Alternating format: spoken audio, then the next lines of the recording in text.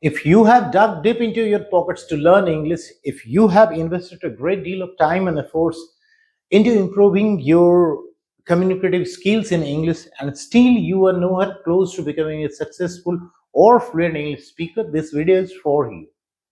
The only thing that you have got to do is to watch this video to its entirety so that you do not miss out on any of the important session that I'm gonna make inside this video.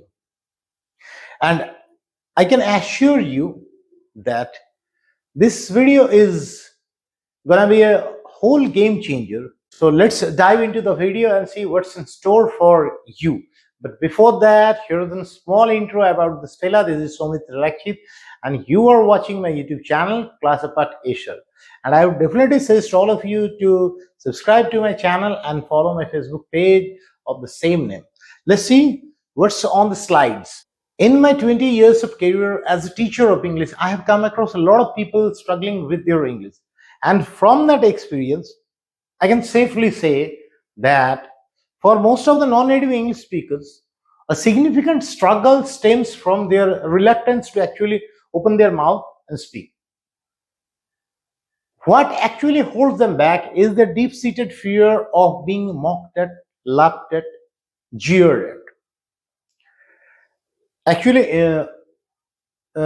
you have been born in an environment where most of the people prefer to use their mother tongue in their everyday conversation, and in that particular situation where most of the people are preferring to use their mother tongue as a medium of their everyday conversation and interaction, using a foreign language like English will definitely raise a few eyebrows.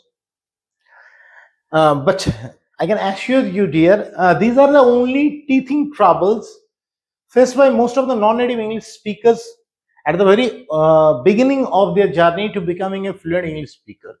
And these fears or these obstacles can be successfully removed. These problems or issues can be successfully dealt with if you follow the session that I am going to make inside this video, as I have already said. All these things that I just told all of you, all these things come down to the fact that the biggest obstacle that a non-native English speaker faces while he is trying to master this particular language is his fear, ingrained fear. First one is to remove your fear that's inside your brain. You have to get it out of your system. I acknowledge that while in your initial days you will commit some mistakes. You'll stumble upon your low range of vocabulary. You will make a mess of the grammar. You will have a wrong intonation of the words. You will commit all these mistakes. And people, in some cases, people will laugh at you, mock at you. But you will also find people appreciating you for your efforts. You have to prepare yourself to take everything in your stride. You have to accept all these things. As I told you, the first thing is to remove your fear. And to remove your fear, you have to keep on practicing. You have to create practice opportunities. Nobody is going to give you opportunities so that you can practice speaking English. You can get yourself enrolled in clubs or communities where the only medium of interaction and communication is English. You can download apps, you can download apps where you can talk directly to native speakers. Look, what is written over there? Minimize native language interference. Actually, it's quite a bit of a task.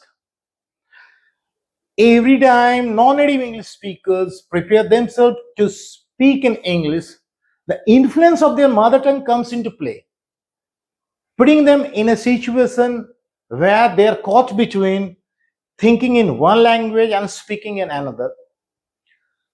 This process actually involves translation from one language into another, hampering the flow of speaking and leaving the speaker groping for appropriate words and making sentences.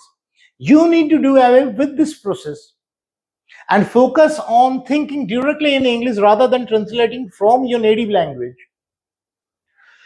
It will definitely take time and effort. I acknowledge, I accept, but you will definitely succeed if you press ahead with your practice.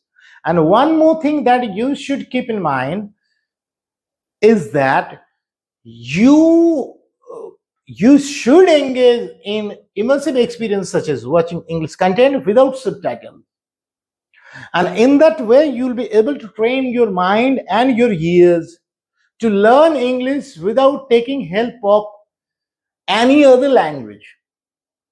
So get down to your business and try to learn English through English. Additionally, there are some other steps that you may follow if you want to take the flight by developing mastery over this particular language, that is English. There are different kinds of English action. There are a wide variety of English actions, and to develop a good grasp over these varieties of English accent, you have to regularly practice listening to those accents by watching podcasts or videos or engaging in conversations or listening to conversations. And the second thing is you have to engage in active listening exercises such as summarizing what you hear or answering question about a recording. This is another method that you can follow. You can engage in active listening exercises. You have to answer, just make it a practice to answer some of the question after watching a video or a long lecture. In that way, you will be able to understand English better. The third thing is that you may use subtitles initially to aid comprehension, gradually moving to listening without them as you improve.